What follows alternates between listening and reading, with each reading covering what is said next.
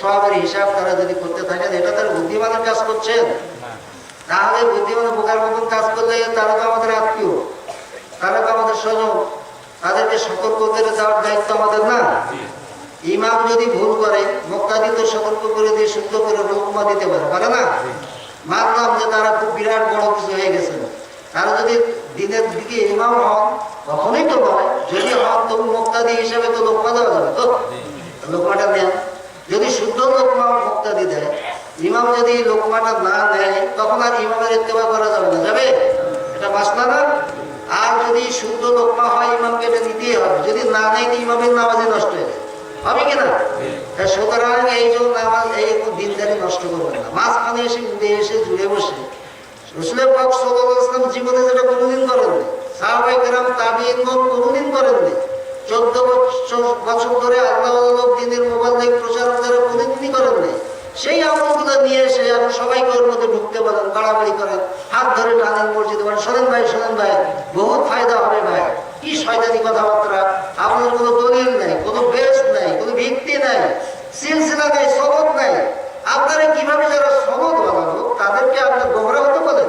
বেদাতে সাইয়া সারা বছর মসজিদে থাকেন, খান, ঘুমান, এটা ভালো কাজ?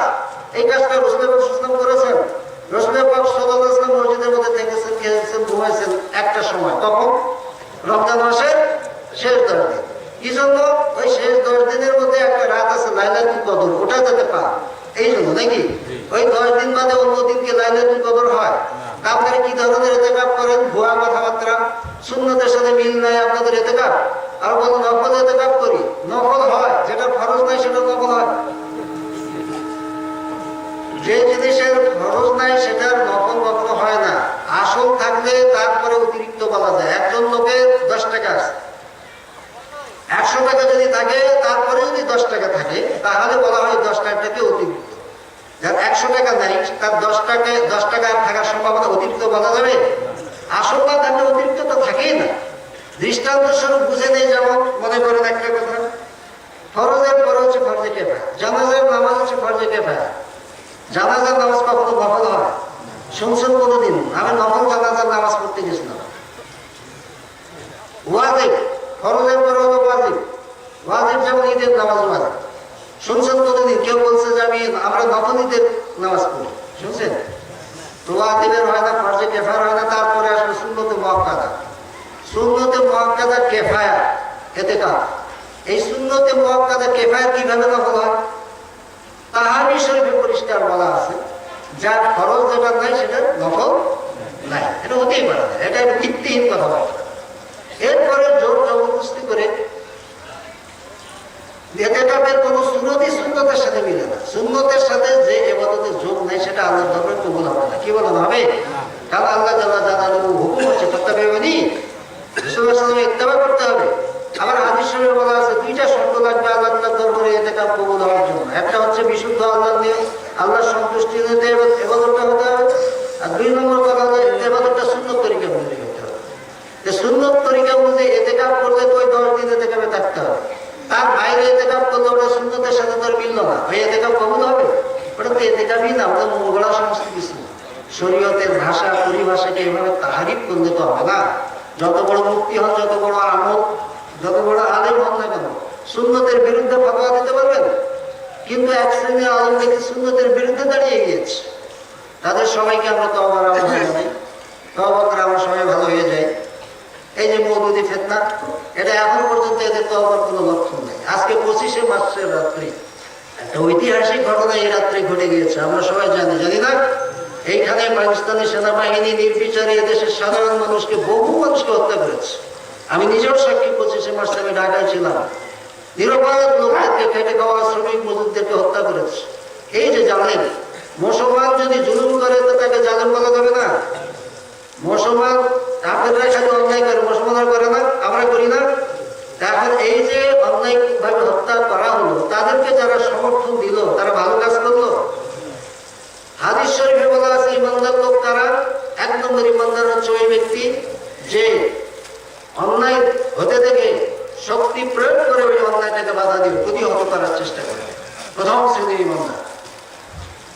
দ্বিতীয় শ্রেণীর ইমানদারকে যে শক্তি প্রয়োগ করতে না পারলে